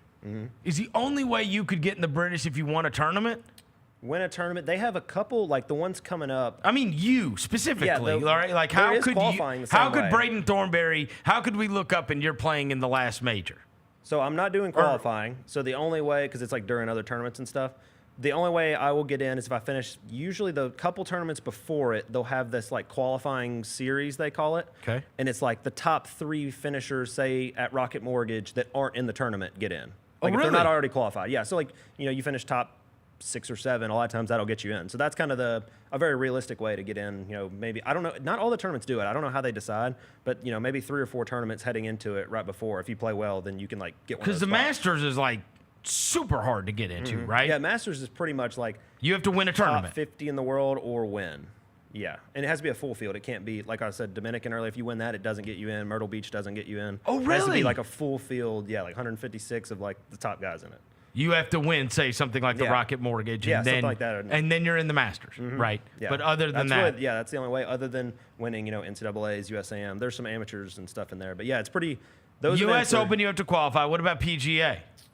PGA does top 100 in the world, and then there's a lot of the exemption stuff with winning majors in the past, and then there's 30 of those PGA professional guys in that one, the Michael Blocks, that type of thing. Yeah. So it's kind of weird that every major's a little different, and it's always got the top guys. The top 60 are always there. Right. But then after that, it does vary depending on the tournament. Well, plus you're adding in these guys from Live. Yeah. Right? Those guys, obviously they've gotten the Rahms and the Koepkas and the Phil Mickelsons and that's always, those guys all get spots. Yeah, people's what's interesting is the Masters is probably everyone, that's the tournament they'd want to win if they can win one. Sure. But it's you could argue it's probably the easiest just because there's only 85 people and it's not all pros. It's amateurs, old people Bernhard Langer will play, Sandy Lyle, stuff like that. So there might only be 65 guys that are competitive and trying to win the tournament. You know what I mean? So right. I don't want to say because it's like the easiest to win, but the field is smaller. Yeah, it's the same. Just as the odds. Yeah, like the elevated events, it's the best players. But a lot of guys have said it's still harder to win against a PGA Tour field of 156 than the best 70. You know what I mean? Right, because just randomness. Yeah, somebody can shoot -9 like they did in Canada. Yeah, somebody that's and you're looking Cameron up and you're Champ, like, Cameron Champ was the 8th alternate to get in Canada. He's playing on the Corn Ferry this year. And Cameron Champ's on the Corn Ferry? Yeah. He finished, well, I said, like in like 145 last year or something, and he hasn't been getting in events. So, and he's like a past champion from 5 years ago or whatever. Yeah. But yeah, he's on the Corn Ferry. Happened to get in Canada, shoots 9 under the first day. So it's like you got to compete against everybody at those full field events. Where like the 70, it is the best players and it is very difficult. But like finishing 20th is easier in 70 people than it is 156, obviously. So it's kind of an interesting dynamic. Wow. All right, let me ask you about this. So I was watching the Golf Channel the other night, and I have not talked to you about this yet, but I want to get your thoughts on it. And I'll explain it to these guys the best way I possibly can. So there's this huge debate in golf. The USGA kind of runs golf, right? The rules of golf, etc. And the USGA, Mike Wan, I believe is the guy's name, they want to roll back the ball. They say guys like Braden Thornberry and the rest of them, it's all, the golf is now turned into slam it out there and pitching wedge into the green, and now we're putting, right? And so they're not going to mess with the equipment much. Like they put limits on the equipment, but the best way in their mind is to roll back the ball. The players don't want to roll back. Nobody wants to roll back, right? But they're saying for the future of the game, this would be like if the commissioner of Major League Baseball said we've got to change the ball, and either way, right? We've got to make it hotter so that we get more home runs, or we've got to deaden it because we've got too many home runs, whatever the case may be. But they're basically saying we want to go back to a ball that, and of course the golf ball companies hate this too, right? And because now the golf ball companies have to change literally everything they do. And zillions of dollars on And so then there's this whole, it's called bifurcation, which would basically mean that guys like Braden and guys that are on the PGA Tour or guys that are in the Corn Ferry, the pros, right, they have to use a different ball. Like they're using a different ball, but everything else stays the same for guys like me. Like amateurs, you guys are all still using the same ball, but these guys are going to be using a different ball, which a lot of people support because they say those guys play different tees and those guys have better equipment, and different equipment than everybody anyway. And honestly, the problem is not with amateur golf, right? Amateur golf, the best thing to do is be able to hit the ball farther, and everybody sells speed and distance anyway. Whereas on the PGA Tour, if you're trying to roll something back and change the game to make it a more skill-based game, right? Instead of just who can, because there's going to come a time where a guy like this Lasasso or whatever, there's going to be somebody come along that hits the ball friggin' 380 yards, right? And so that's, and their idea is the athletes. There really is going to be a Happy Gilmore. No, the athletes in this just keep getting bigger and stronger, and they swing speeds. And you saw what Bryson did. I was watching yesterday. Bryson hit a 5-iron 307 yards off the tee. Yeah. I said, what the? My 5-iron goes 190 yards. Yeah.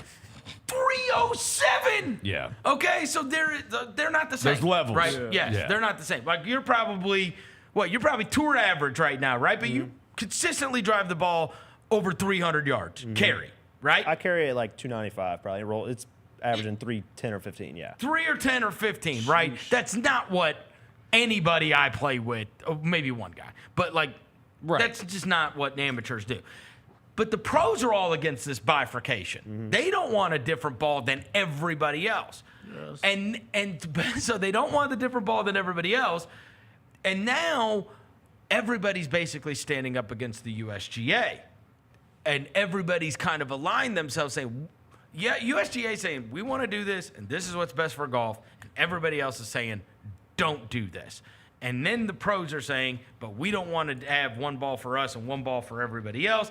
It's all just a mess, right? This whole ball rollback controversy. And so I watched the whole debate that was going on Golf Channel the other night, and I want to know, as a PGA Tour player, where you kind of stand on this whole, when they're talking about rolling back the golf ball to make it less hot and make the game a little bit different. I don't totally have a side yet, but what I will say, I don't think the bifurcation is the way at all. You don't? I don't think, because where does – so like Lasasso, he wins NCAAs. Are they playing it in that tournament or no?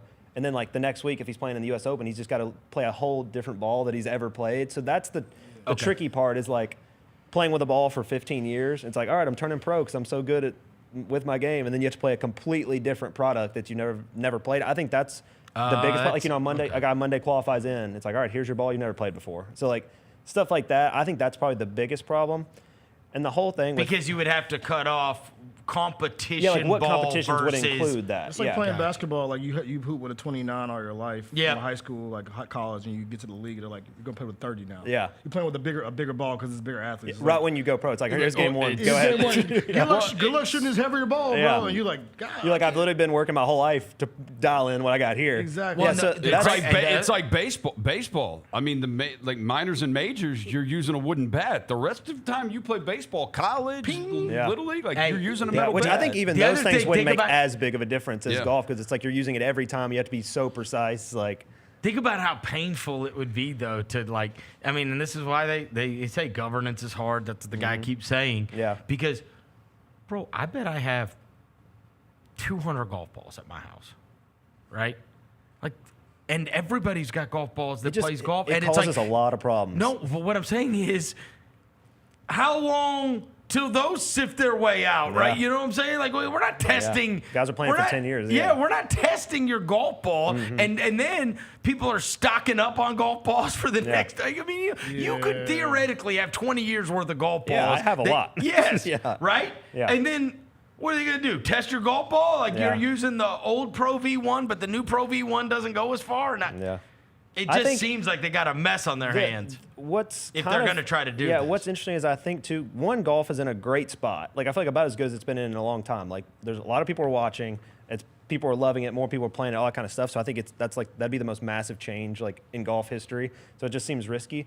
But also, like, to what you say with Bryson, like, not everyone, one, can do what he did, and two, puts in the work to do what he did. So I think that, like, it's not like he was just born and can hit a 5-iron 300 yards, like you said. Like, he literally, for like a year and a half, gained 50 pounds, bulking, doing all this crazy gym stuff, drinking 8 protein shakes a day and all that. And swinging the club literally, like, probably swinging 300 times a day as hard as he can, all this crazy There's training. a video you can find, and he's telling people how to hit the ball farther or whatever. Yeah.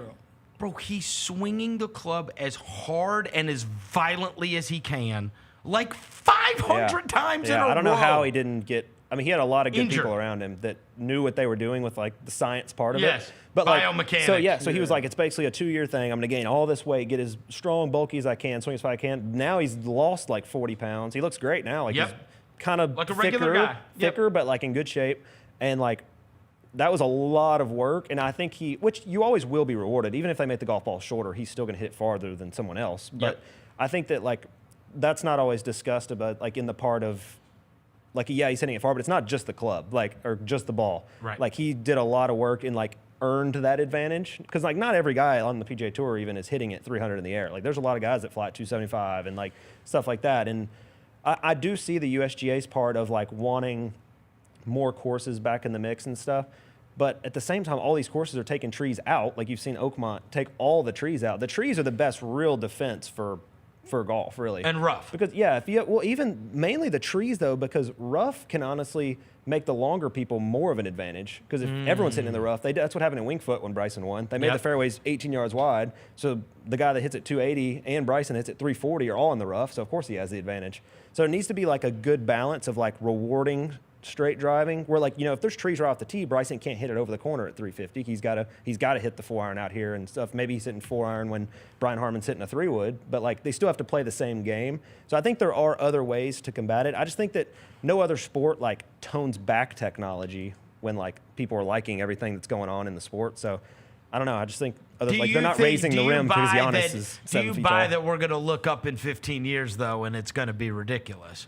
Because now all of a sudden guys are... I mean, people aren't hitting it that much farther than they were probably like 15 years ago, really. Like, if you look at it, it's like 6 yards. It's like, yeah, that's something, but I think they cap it where it is now. I just think the safest thing. There's only a couple of Rorys that are hitting that ball 335 yards. Victor Wembanyama shows up in golf. That's right. You know what I'm saying? Who's going to be the victor? There's part of that is like, here's the golf course people play. And like, we play a lot harder courses than the casual course. But like, part of it, if Victor shows up and he can hit 400 yards, like, that's because he's good, not because the course is too short necessarily. Like, I think, going out and dunk on people, it's not because the rim's too short. You're just a beast. Like, so there's part of that too. And I just think in an ideal world, the ball would go, say, 10% shorter, whatever it is. But I think they should have done that 15, 20 years ago instead of letting it get to the point now where, like, we got to take it back. I just think it just opens so many problems that I think they just don't need to do. What about equipment? They can make the driver smaller, probably. Like, that would definitely make things harder. Because, like, right now... Way harder. Yeah, you can hit stuff a little off-center, and if you're, like, swinging well, it still will, like, go in the fairway 300 yards. So, like, to me, that would be the easiest thing to fix, is to make the driver head smaller, right? Even if you look back at, like, the Tiger stuff, I mean... That's way easier than the ball, that stuff, his driver looks like a hybrid now. Like, just make it's 460 cc's or whatever right now. Just say, like, 370 max or whatever. They could do whatever number they want. And the manufacturers, they're always making, like, new clubs. That wouldn't be that hard. Like, all the companies are making mini drivers and stuff now. The other thing is, I say this as somebody who's not good. You get some of these new like fairway woods and hybrids, it's almost impossible to suck. Yeah. I'm not kidding. They're that hot. Yeah. I went and hit some of those the other day, and I mean, they all just... Yeah, all the companies make and good you stuff don't right even now. have to hit it on the face. And they fly, and the dispersion's short. Yeah, I think that's definitely a misconception because no one, I feel like, talks about the driver and stuff. They all talk about the ball.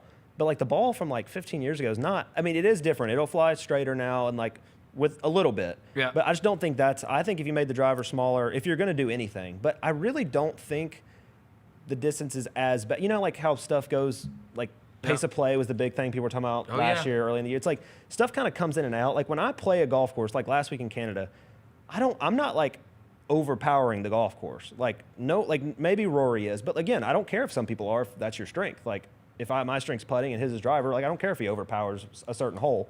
Like, I think it's part of having skill.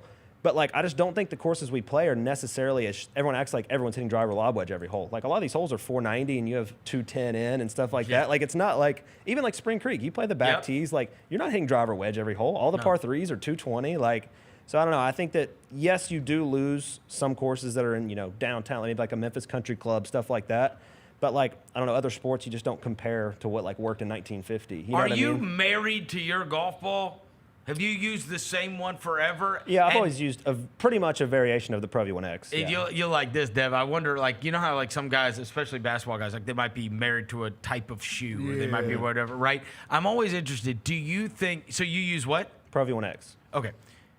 If I just gave you a Callaway Chrome Tour, do you think it makes any difference for you? For sure, yeah. You do? Yeah, for sure. They're a big difference, yeah. I mean, you could figure it out with it, and, like, a lot of guys play good with it, obviously. I'm saying if we went out today and I just said, no, you're using these, you think it would have a profound effect on your game? I mean, I could shoot a good score with it, but it certainly on the first couple holes, I'm going to see differences in height, spin. Maybe it's worse in the wind or whatever. It definitely is a lot different. That big a difference to how I mean, married you for are example, to it. just the Titleist Pro V1X is very different year to year. So I played the 2023 one still because the 2025 is a little spinny, and the 2021 was super spinny. Like, I couldn't even hardly get it through the wind. Like, it would hurt it 15 more yards than the one I'm playing right now. And then, like, the left dash, I don't know if you've seen that. Like, it goes probably 10 yards farther with, like, a 5-iron than, like, mine. Like, it makes a big difference if you're on TrackMan or something, actually looking at the spin rates and ball speeds and all that, it's a big difference. Not to say they're not consistent. Because and you think that's the thing and the reason I'm bringing this up is because the ball is like that's the controversy right now. As much as you want to say it's a controversy, the discussion, the debate they're having a lot on the Golf Channel in the golf world, and it all came to a head obviously because everybody's there at the U.S. Open, so everybody spoke about it. I was telling these guys the other day, right? There was this caddy that. And I saw, I watched this video of Scotty Scheffler, and he was with, like, those, the foreplay guys from Barstool, right? And he had to use Trent's clubs. Yeah. I mean, he's throwing friggin' darts at everything. And it's like, okay, like, it's me. Yeah. Right. And I've had that happen before, right? Trent was like, damn. Right. I've had that happen before where I told them we had a caddy for this event. It was a college golfer. And I was like, hey, man, just go ahead. You can hit the drive on this one. And he got out. He hit the damn thing 350 yards down the middle. And I was like, okay, so it's not my driver, right? Something's going on here. And so I wonder, right? You think it would have a bigger effect if you had to go play with my clubs today or my ball today? What ball do you play? If it's a different ball. Let's just say I have a Callaway Chrome Tour. I would say, which is a bigger difference for you. I would rather play a different ball with my clubs than my ball with your clubs. It's kind of weird. Like, you play so much. To me, like, the Pro V1X, the 2023 is like kind of the perfect ball for me. Gotcha. And like, to me, it's like the ball is zeroed out. Like, everything else is a factor, but like, I know exactly what it's doing. So it's nice to have like everything, like the wind, I can only worry about the wind. I don't have to worry about this coming out different than I think and all that. So like, if I played a different ball, if you gave me whatever, a Callaway Strixon, different Titleist, whatever, I do think it would be, I would know what the ball does already, because I kind of know like why people play certain balls, if they're spinnier or launch higher or whatever. But I would rather play a different ball. If you gave me your clubs with my ball, like, the ball's not going to like overcome like my clubs. Yeah, well, it's not even necessarily, I don't know what clubs you have, but it's not even necessarily They're the pings. clubs, it's the shafts. If I took your ping driver head and put like the shaft that I use in it, it would probably be fine for the day.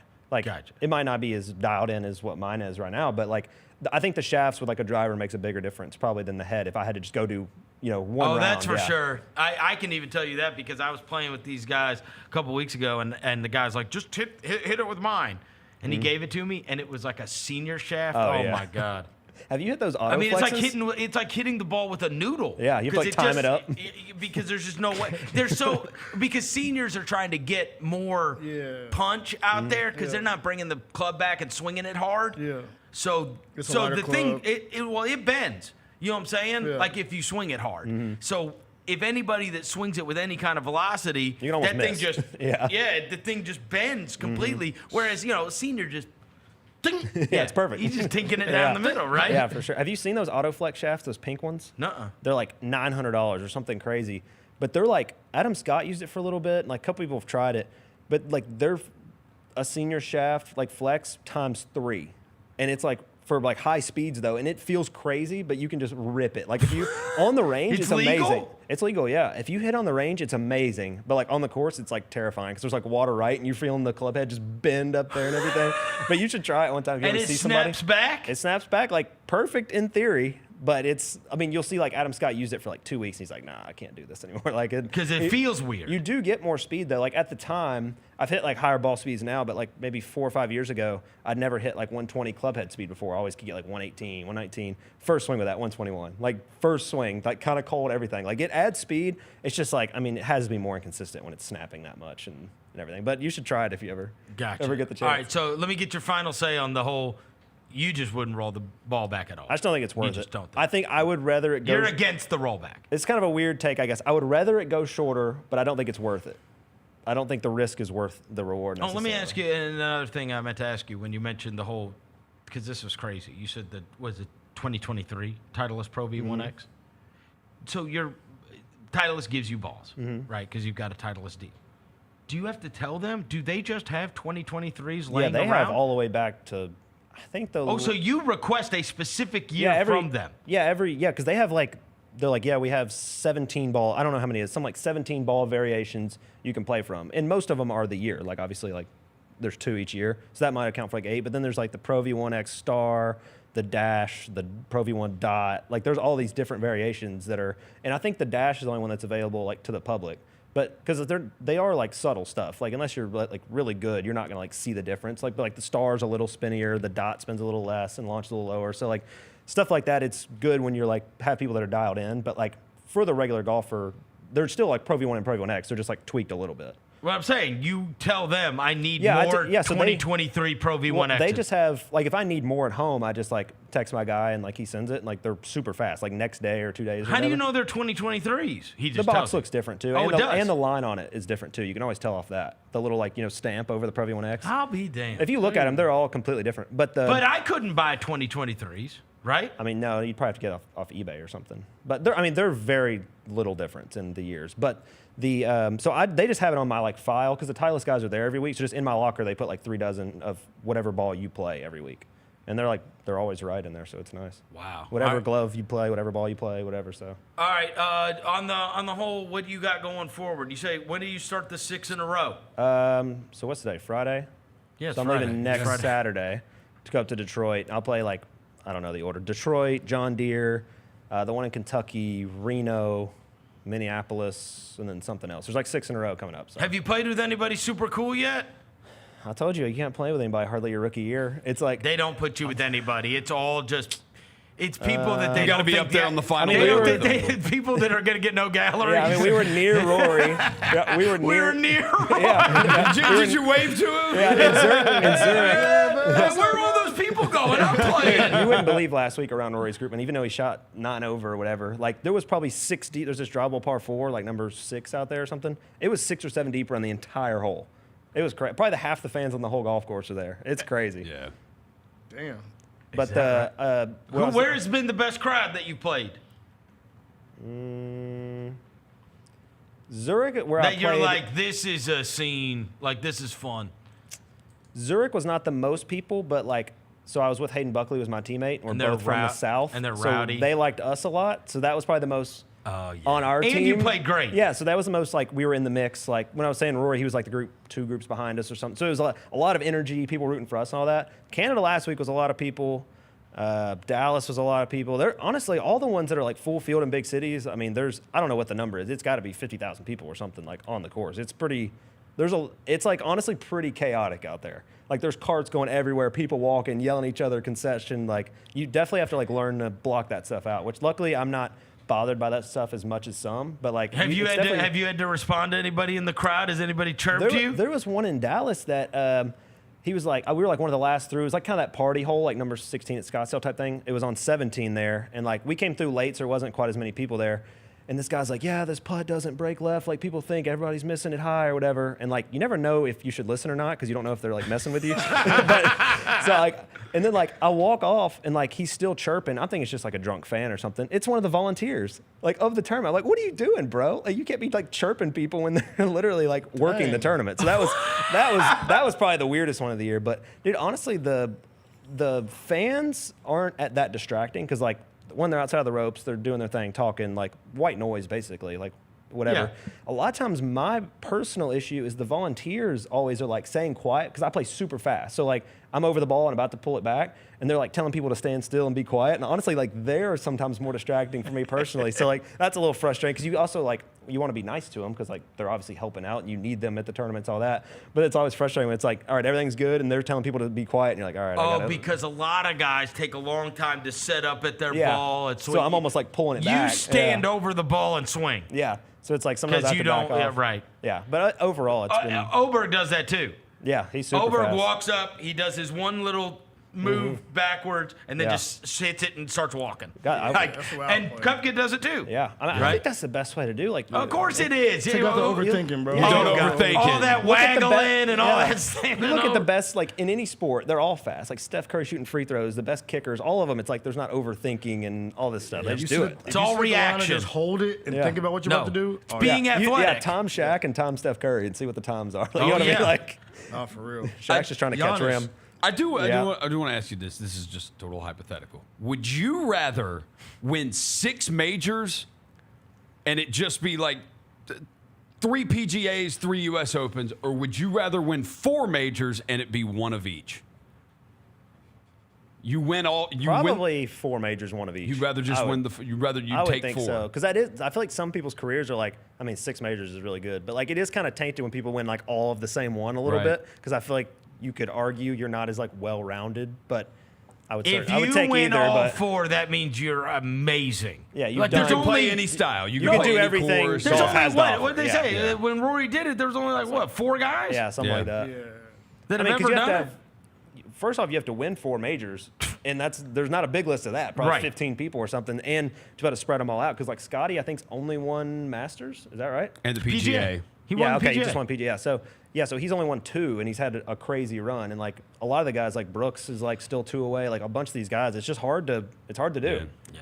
Let's say Brooks. Yeah, I thought that up because Brooks is kind of there. He's around there, and it would be 3. He's got 3 PGAs, and it would be 3 U.S. Opens. Yeah, he's finished second at the Masters twice. Yeah, I think British the Masters hadn't really is ever the one everyone wants to win. But I feel like the U.S. Open, when you're like multiple-time U.S. Open champion, it's kind of like a cool like vibe to it because like it's the hardest because tournament, the it's toughest freaking tournament. impossible. You're like, they make it you're the guy that can miserable. overcome stuff like that. Which Yeah. the Masters is probably just as hard with the way the greens are and stuff. But like the U.S. Open, you're just tough and get it done. So that's kind of a cool. Yeah. If you had to win one multiple times, that's probably the coolest one. Is the U.S. Open every year? Is it the one where you would hear the most F words from golfers on the course? You hear a lot of F words everywhere. But, I mean, honestly, I always say it's all relative because a lot of the courses that like it's super easy, sometimes guys will be playing great but just like missing putts, and like that, honestly, that's just as frustrating as making double bogeys at the U.S. Open when like you feel like you're getting lapped when you're like 100 through 5 and the guy next to you's birdied all 5. So it's all relative really to like what the scores are. Y'all trash talk? No, not really. You said I mean, you will with your fun. friends, but You said you I always- wish it was more like that, Yeah, honestly. we need more trash talk. You said you always get stuck with like rookies and whatever. Like that's the way it goes when you're a rookie on tour. Any of the big guys gone out of their way to be super nice? Well, I've met most of them because like when I was playing really well in college and I had invites and stuff, like guys that seen my name. So like probably the nicest interaction I've ever had, and they've all been good to me. Like no one's been a prick or anything. The nicest one I've ever had is Tommy Fleetwood came like out of it. This was in 2019. Came out of his way from like 50 feet away. I wasn't even looking over there. Came up like he's like, oh, I've seen you, good playing lately. Like I'm Tommy or whatever. And I was like, obviously I know you're. Oh, Tommy. that's But, cool. So that was, and he is probably one of the nicest guys on tour. Like just genuinely a good person. He seems like the nicest guy. Yeah. So he that was probably the one that stands out of like he completely went out of his way to do Yes. that. But no, they've all been good. Like Finau was in my group one time at Torrey. He was great. I've had played his pro-am a couple times in Utah, and he's always just super like thankful for everyone being there and all that. So I mean, most guys are cool. So it's really everyone has respect, I think, for people that have like made it out there. I mean, Have you had to play in the pro-ams? No, I have like not with been, amateurs yet, or no? I've played some Mondays and then a couple on the Wednesday. Not really. Like most rookies don't really play them because there's 80 teams and there's 150 guys, so it's usually guys that have kept their card and stuff. But no, it's been good though. Honestly, overall, I wish I could shoot a little bit lower scores, but everything's been going well, and everything's kind of lining up to do that. So we got these 6 in a row. We got to make at least 3 of those cuts. Hopefully, make all 6 of the cuts. Yeah, we got to make at least. Yeah, at least 3. Hopefully, I've always been a very like momentum style golfer. Once you get going, you get going. I'm not someone that's going to go like a lot of people go like miscut, 8th, miscut. Like I've never been that style. I've always kind of been like play my way into a little bit, like couple 30ths. Then you have that one week where you finish 5th, and you kind of like that's what happened last year, and then pretty much all my years on the Corn Ferry where I've played like well. So hopefully we can get some momentum and get in the mix. So I mean, it's June. We're in the middle of June, so June to July. Yeah, we're right around halfway through the season. So obviously it's still we're about to hit the stride. Yeah, there's like 7 or 8 events before like the playoffs for me to Yep. get top 70. But then there's the whole fall of another 7 events or something like that. That's when I need to finish in the top 100 or 150 or whatever. So Gotcha. So we got some time, but we need to get on it. You got to pick for this U.S. Open. I will tell you right now, the leaderboard. J.J. Spawn is 4 under. Then you've got Sam Burns, Thurston Lawrence, Ben Griffin, Victor Hovland, who had a really good day, Siwoo Kim, Adam Scott, Xander Schauffele's gotten up there now, Thomas Dietrich, Sam Stevens. Where's Brooks? Brooks went +4 today, so two he's over? in 15th. He's 2 over. I think I still like Brooks. I think that's my pick. Brooks.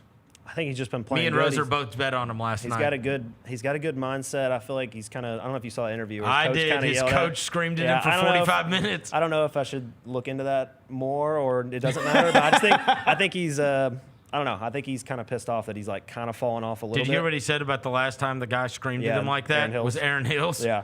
So I don't know. I think Brooks is. I don't think the scores are that important right now as long as you're like 2 over or better, really 3 over or better. Because I think it's going to be an even par-ish winning score. So I think if he's right there and can shoot 200 tomorrow, he's right in the mix. So I wouldn't want to play against Brooks in the mix. He also doesn't make mistakes. That puts Scotty. I mean, Scotty went 1 over today, so he's 4 over. I think he's still in the mix too. Yeah, of course you're there. Scotty's got to be pretty far down to be out of the mix. Yeah. You think it's under that wins it? I don't think so. How many people are under par right now? Like 4. Yeah, 3, 4, it's 5, definitely 6. not. There's 6 it always guys goes under backwards. par. Yeah, because I mean it's Yeah, I don't think it'll be under. I'll watch Unless out. there's rain or no wind or something. If it's normal, it'll be even or over for sure. Xander's always the one at this tournament. Like the dude's never. He's played in 8 U.S. Opens. The worst he's ever finished is T14. Wow. That's crazy. That's pretty crazy. That is crazy. All right, well, we're going to be rooting for you every week, brother. Braden Thornberry, our favorite PGA Tour pro, joining us in studio. Thanks to Gary Parrish. Thanks to Devin Walker. Thanks to John Roser across the glass. Tell me you're on the Pacers. Yeah, you're with us, right? You're with us. Can't be with Roser. Okay, bet. Good. You're on the good side. Pacers. Yeah. Go Pacers. Pacers versus the Thunder tonight. Oh, boy, it's going to be a fun one. I can't wait. Must win for Thunder. Yep. For Roser. It's a must-win, Roser. As Feel the pressure, Roser. Feel the pressure, Roser. Feel the pressure, Roser.